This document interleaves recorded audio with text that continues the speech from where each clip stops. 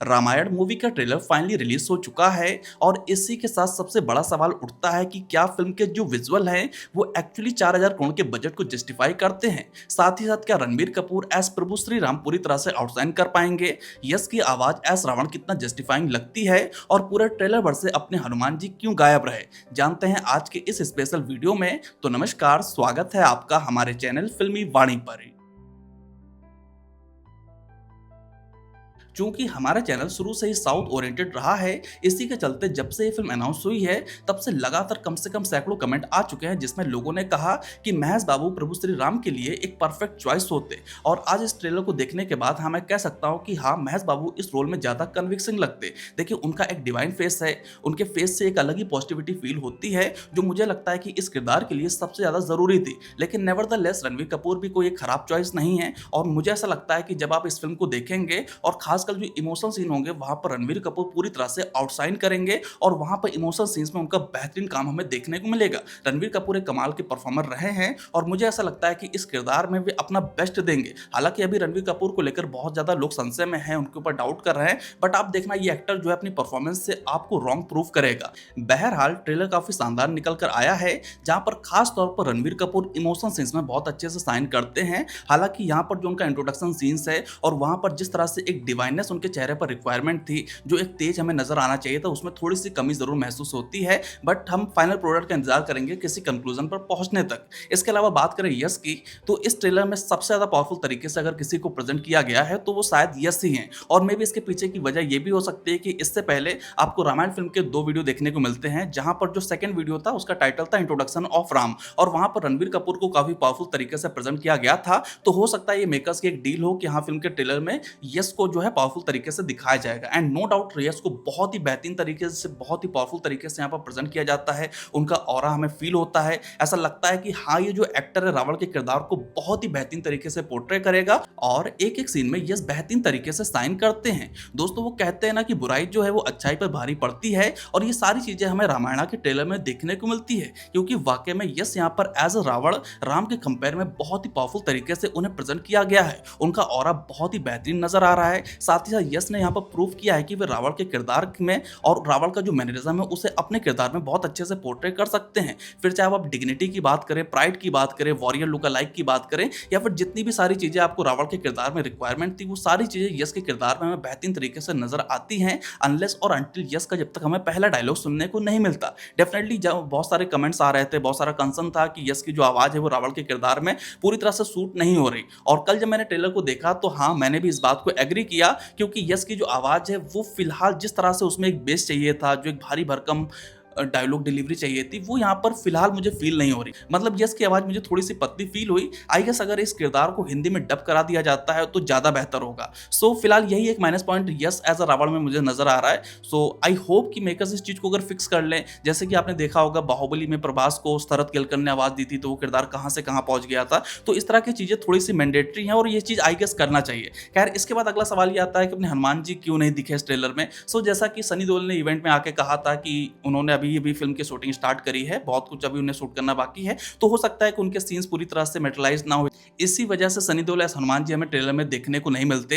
हो सकता है ट्रेलर 2 में या फिर उनका अलग से लुक रिवील कर दिया जाए। और वैसे भी रामायण के किष्किंधा कांड में उनकी एंट्री होती है और फिर आगे चल के सुंदर कांड में वे मेन हीरोइक फेस ले लेते हैं। तो ये सारी चीजें शायद से आपको सेकंड पार्ट में देखने को मिले और मेकर्स ऐसा भी कर सकते हैं कि फिल्म का फर्स्ट पार्ट जहां पर खत्म होगा वहां पर सनी देओल एज अ हनुमान जी की एंट्री के तौर पर वहां पर एक अच्छा खासा मोमेंट क्रिएट किया जा सके जो कि मेन सेकंड पार्ट में उनका रोल आपको देखने को मिलेगा। तो ये सारी चीजें फिलहाल इस फिल्म के अराउंड में हमें देखने को मिल रही हैं। फिर भी नेवरदलेस अगर इस फिल्म में आपको हनुमान जी की झलक भी देखने को मिल जाती है तो ज्यादा बेहतर होता। बहरहाल अब सबसे बड़ा सवाल यह है कि फिल्म का बजट मेकर्स ने बताया 4000 करोड़, यानी कि ईच पार्ट की कॉस्टिंग आती है 2000 करोड़, जो कि महेश बाबू की मूवी वाराणसी के बजट को देखते हुए कोई बहुत ज्यादा नहीं है। यहाँ पर आपको बताना चाहूंगा कि एस एस राजामौली और महेश बाबू का जो मोस्ट एम्बिशियस प्रोजेक्ट है उसका बजट फिलहाल हमें 1500 से 1600 करोड़ बताया गया है। ऐसे में रामायण के अगर पहले पार्ट को 2000 करोड़ और दूसरे पार्ट को 2000 करोड़ की लागत में बनाया जा रहा है, तो ये फेयर इनफ है, क्योंकि ये जो सारी फिल्में हैं ये सिर्फ अपने थिएट्रिकल बिजनेस पर नहीं बल्कि ओटीटी और सैटेलाइट पर भी बहुत ज़्यादा वैरी करती हैं। देखिए, आपको मालूम होगा साउथ की जितनी भी फिल्में रही हैं, अमूमन यदि किसी फिल्म को 300 करोड़ की लागत में बनाया गया है और वो फिल्म जो है बॉक्स ऑफिस पर 350 करोड़ 400 करोड़ कमा लेती है, तो उसे एक सुपरहिट फिल्म की टैग मिल जाता है। और ऐसा इसलिए होता है कि साउथ में कोई फिल्म हिट है या फ्लॉप, ये इस बात पर निर्भर नहीं करता कि फिल्म को बनाने की लागत कितनी है, बल्कि इस पर डिपेंड करता है कि फिल्म के थिएट्रिकल राइट्स कितने में बिके हैं। अब उसके ऊपर ये फिल्म जितना कमाई करती है उसी के आधार पर फिल्म को हिट या फ्लॉप की वर्डिक्ट मिलती है। On the other hand producers को भी पता होता है कि अगर ये एक्टर उनकी फिल्म का हीरो है तो डिजिटली फिल्म को इतना मिलेगा, सैटेलाइट से इतना मिल सकता है, अलग अलग लैंग्वेजेस में यदि उस एक्टर की पैन इंडिया अपील है तो डेफिनेटली उस फिल्म को अलग अलग लैंग्वेजेस में डब किया जाएगा, तो डबिंग के अलग चार्जेस मिलेंगे। सो ये सारी जो चीजें हैं वो कहीं ना कहीं प्रोड्यूसर्स को ऑलरेडी प्रॉफिट जोन में ला देती हैं। अब ऐसे में जितना बड़ा स्टार तो उस पर उतना ही बड़ा दांव खेला जाता है और मेकर्स को उम्मीद होती है कि हाँ भाई, digital, satellite, overseas, music right वगैरह से हम आधे से ज्यादा बजट की रिकवरी कर लेंगे और बाकी आधा जो बजट होगा वो थिएट्रिकली हमारा फिल्म तो कमा के दे ही देगी। तो ये सारी चीजें होती हैं और इसी की वजह से आज की तारीख में मेकर्स जो हैं वो 1000 करोड़ 1500 करोड़ लागत लगा के फिल्म बना रहे हैं, क्योंकि उन्हें पता है कि आज हम सिर्फ थिएट्रिकली अपने बिजनेस के लिए बैठे नहीं हैं। हमें पता है कि हमें अलग अलग प्लेटफॉर्म से अच्छी खासी रकम मिल जाएगी। दैट इज वाई आज की तारीख में मेकर्स बड़े रिस्क लेने लगे हैं और इसी वजह से इंडियन बॉक्स ऑफिस जो है, इंडिया की जो फिल्में हैं वो ग्लोबल लेवल पर अटेम्प्ट करनी शुरू हो चुकी हैं। फिर चाहे अल्लू अर्जुन की राका की बात करें, महेश बाबू की वाराणसी की बात करें, या फिर आप बात करें अपने इस रामायण प्रोजेक्ट की। बहरहाल अभी तक इंडियन बॉक्स ऑफिस पर किसी फिल्म ने सबसे ज्यादा कमाई करी है तो वो आंकड़ा है 2000 करोड़ का। इस समय फिलहाल रामायण और वाराणसी जो है वो 3000 करोड़ के मार्क को टच करना चाहती हैं, लेकिन अगर वे 3000 करोड़ तक नहीं भी पहुंचती, किसी तरह से समहाउ 1700-1800 करोड़ का बिजनेस भी करती हैं, तो ये मेकर्स के लिए कोई लॉस की डील नहीं होगी, क्योंकि जैसा कि मैंने आपको बताया डिजिटली सैटेलाइट से ये फिल्में जो है ऑलरेडी 1000 करोड़ के आसपास अपना बिजनेस निकाल लेंगी। ऐसे में 1700-1800 करोड़ का अगर थिएट्रिकली ये फिल्म बिजनेस अपना करती हैं तो ये इनके लिए फेयर इनफ होगा। अब यहाँ पर बात करते हैं रामायण की बजट की।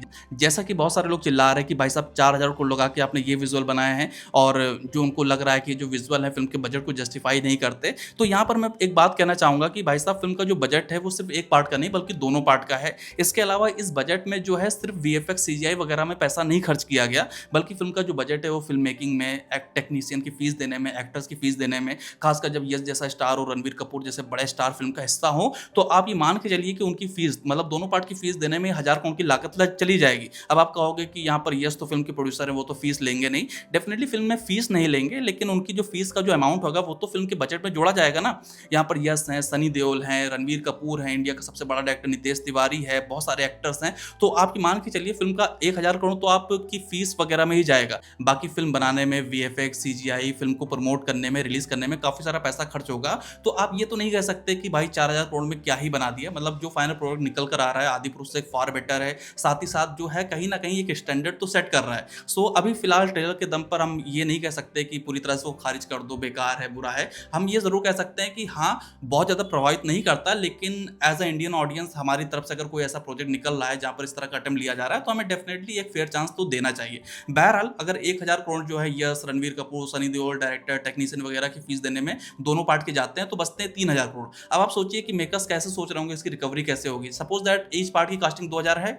अब यहाँ पर digital, satellite, overseas right, music right, इसके अलावा अलग अलग लैंग्वेजेस में डबिंग के राइट्स, अलग अलग देशों में फिल्म को डिफरेंट लैंग्वेजेस में डब करके रिलीज किया जाएगा तो उसके जो राइट्स होंगे, यानी कि नॉन थिएट्रिकल राइट से ही जो फिल्म का जो ईच पार्ट है वो कम से कम 800 से 900 करोड़ का बिजनेस कर लेगा। यानी कि 2000 करोड़ का अगर बजट है तो वहां पर नॉन थिएट्रिकल राइट से फिल्म बड़े आराम से 800 से 900 करोड़, इवन 1000 करोड़ तक आप इसका बिजनेस मान सकते हो। अब थिएट्रिकली अगर ये फिल्म 2000 करोड़ भी करती, 1500 करोड़ भी करती है तो फेयर इनफ होगा। यानी कि मेकर्स जो हैं वो कहीं भी घाटे में नहीं जाएंगे। मतलब दोनों पार्ट से फिल्म बॉक्स ऑफिस पर सक्सेस ही बनेगी। फिल्म का जो बजट है वो इतना बहुत ज्यादा बड़ा नहीं कि उसको रिकवर ना किया जा सके। आज की तारीख में अगर फिल्म को इतने बड़े स्तर पर बनाने की कोशिश की गई तो जाहिर सी बात है उसके पीछे प्रॉपर मैथ की गई होगी कि हाँ, हम अपने बजट की रिकवरी कैसे करेंगे। सो ये सारी चीजें हैं। अब इसके बाद अगर फिल्म को ऑडियंस की तरफ से ह्यूमंगस सपोर्ट मिल जाता है, फिल्म इतिहास लिख देती है, तो भी भाई फिल्म के लिए विन विन सिचुएशन तो है। यानी कि यहाँ पर हारने के लिए बहुत ज्यादा कुछ नहीं है, लेकिन जीतने के लिए तो बहुत कुछ पड़ा है। सो मुझे ऐसा लगता है कि मेकर्स की जो ये फिल्म है कहीं ना कहीं प्रॉफिट जोन में ही जाएगी और ऑडियंस इस फिल्म को पसंद करेगा।